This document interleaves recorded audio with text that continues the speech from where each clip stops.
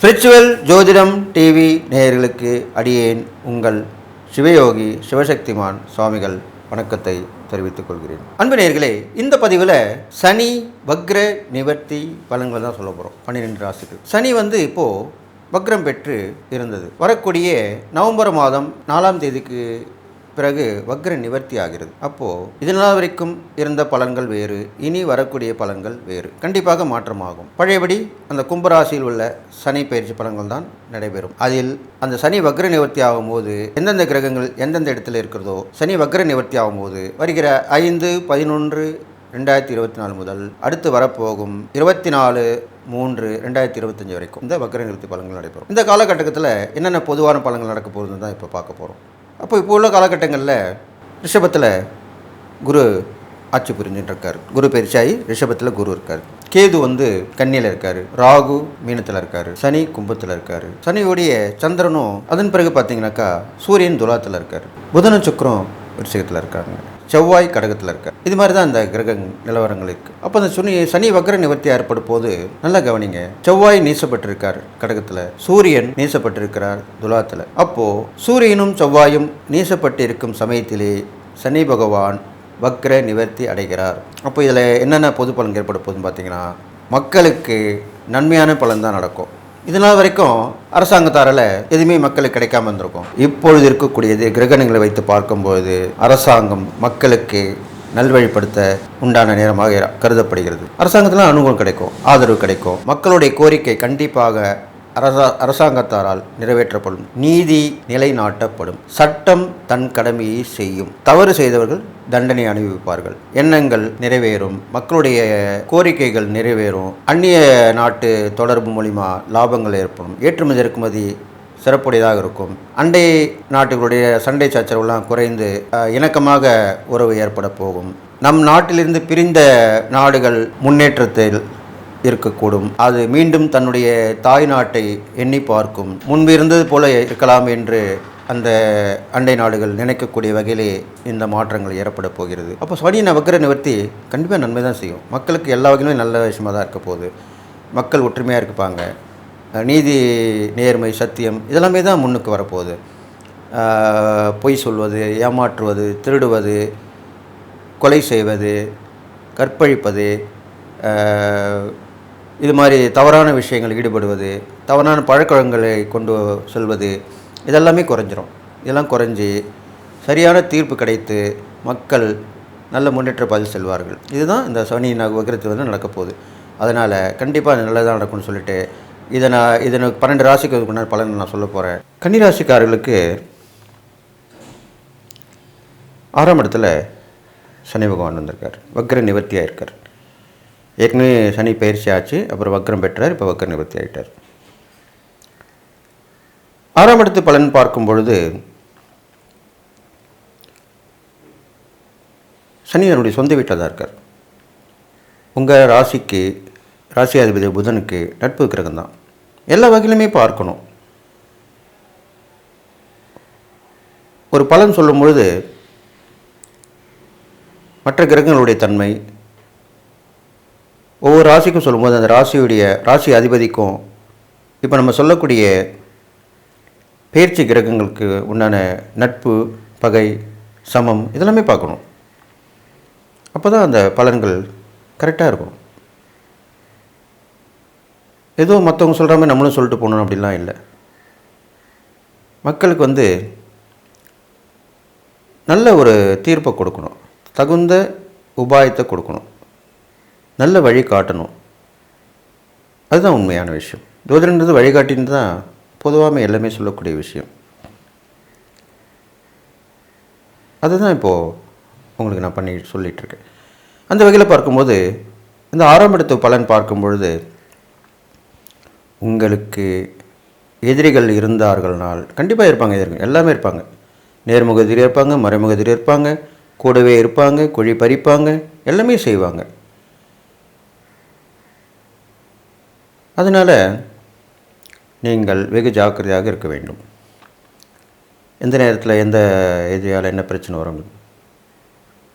பெரும்பாலும் உங்களுக்கும் நீங்கள் சொன்ன வார்த்தைகள்னால தான் நிறைய பிரச்சனைகள். நீங்கள் ஒன்று சொல்லியிருப்பீங்க, அவங்க ஒன்று சொல்லியிருப்பாங்க. அது பகையாக வளர்ந்துருக்கும், மனசில் வச்சுருந்துருப்பாங்க, பழிக்கு பழி வாங்கணும்னு நினச்சிருப்பாங்க. அதுக்குள்ள நேரமாக தான் இப்போ அமைஞ்சிருக்கு. அப்போது கன்னிராசிக்காரர்கள் வெகு கவனத்தோடு இருக்கணும். அது இல்லாமல் உத்தியோகத்திலேயுமே நிறைய பிரச்சனைகள் வர்றதுக்கு வாய்ப்பு இருக்குது. கோல் முட்டி விடுவார்கள், உங்கள் வேலையை சரியாக செய்ய விட மாட்டாங்க. நீங்கள் நல்லா செஞ்சாலும் அவங்க நீங்கள் சரியாக செய்யலைன்னு சொல்லி புகார் கொடுப்பாங்க, மேலிடத்துக்கு கம்ப்ளைண்ட் பண்ணுவாங்க. இது மாதிரிலாம் நடக்கும். அப்போ நீங்கள் கவனமாக இருக்கணும். அது இல்லாமல் எல்லா விஷயத்துலையுமே ஒரு வழக்கை கொடுக்கறதுக்கு ஈடுபடுவாங்க. குடும்பத்திலும் சரி, வெளி வட்டார பழக்க வழக்கத்திலும் சரி, செய்யும் தொழிலில், வியாபாரம், உத்தியோகத்திலும் சரி, எல்லா வகையிலுமே அந்த ஒரு வழக்கு வந்து போகிறதுக்கு உண்டான வாய்ப்புகள் இருக்குது. அப்போ நீங்கள் கவனமாக இருக்கணும், முன்னெச்சரிக்கையாக இருக்கணும். அது இல்லாமல் போட்டி பந்தயம் அப்படி இருந்தாக்கா அதில் கலந்துக்கலாம், அதில் வெற்றி பெற்றுவீங்க. அது இல்லாமல் உடம்பு சரியில்லாமல் கொஞ்சம் போயிட்டு பிரச்சனை பண்ணி அப்புறம் சரியாகும். பெரும்பாலும் கன்னிராசிக்காரங்க பார்த்திங்கனாக்கா கை கால் வலி, மூட்டு வலி இதெல்லாமெல்லாம் வரும். சில பேருக்கு வந்து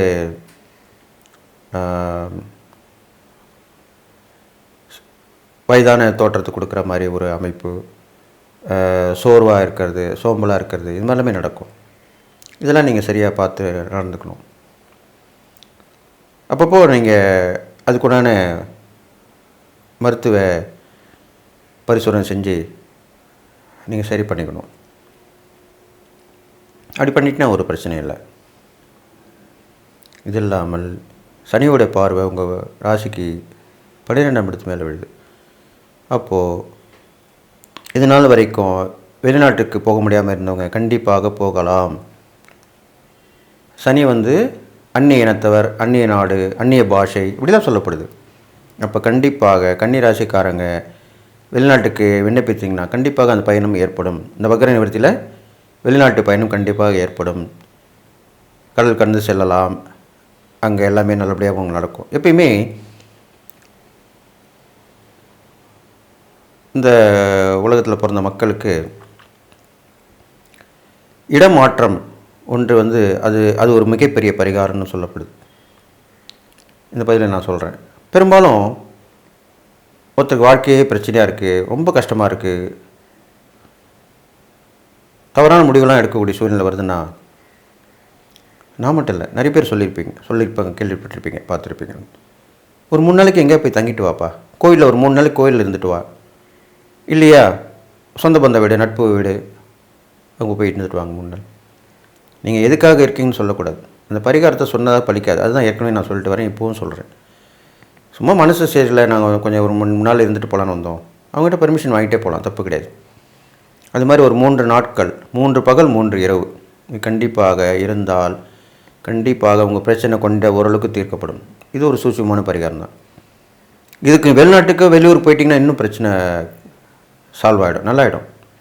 அதுக்கு தான் இந்த மாதிரி பிரச்சனைகள் வரும்போது வெளியூர் வெளிநாட்டுக்கு நீங்கள் கிளம்பி செல்வது மிகவும் பொருத்தமாக இருக்கும்.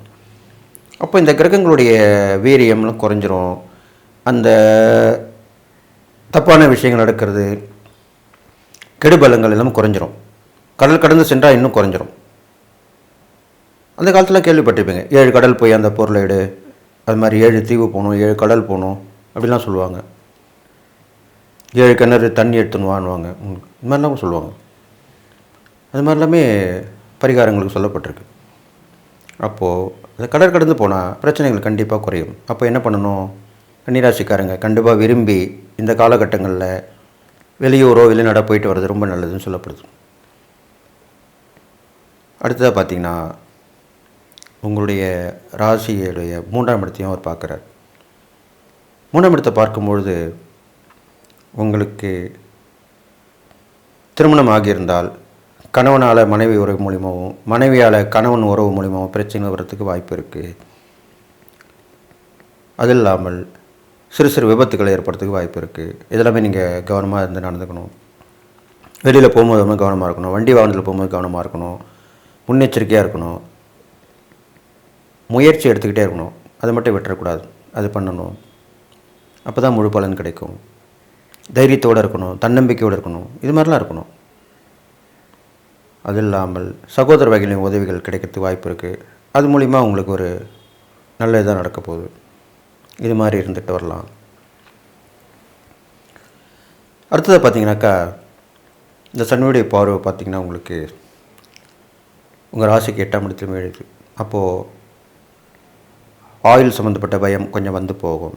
நம்மளுக்கு என்ன ஆகுமோ ஏதாமனோ ஒரு பயம் வரும். சில கண்டங்கள் வந்து போகும். அதில் தப்பிச்சிருவீங்க. பெரிய பாதிப்பு ஒன்றும் வராது. எதிர்பாராத ஒரு டேர்னிங் பாயிண்ட் சொல்கிற வாழ்க்கையில் அது நடக்கும். கன்னிராசிக்காரங்களுக்கு கண்டிப்பாக நடக்கும். ஏன்னா கஷ்டத்தை கூட தான் கண்டிப்பாக நன்மை செஞ்சு தானே ஆகணும். இதுதானே உண்மையான விஷயம். எப்பவுமே சனி பகவான் வந்து கஷ்டத்தை கொடுத்து சோதித்து, அவர் ஈஸ்வரன் அப்படி தானே செய்வார். சிவன் கஷ்டத்தை கொடுத்து சோதனை பண்ணி தான் அப்புறமா அவர் வணங்குறவங்களுக்குலாம் தெரியும் கண்டிப்பாக. அப்போ இவர் ஈஸ்வரன் பட்டம் பெற்ற இவர் மட்டும் எந்த வகையில் விதிவிலக்காக இருப்பார்? இவரும் கஷ்டத்தை கொடுத்து தான் நன்மை தான் செய்வார். அப்போது அவருடைய நன்மையான பலன் உங்களுக்கு கண்டிப்பாக கஷ்டத்தை கொடுத்த பிறகு முடிவில் கண்டிப்பாக இருக்கும்.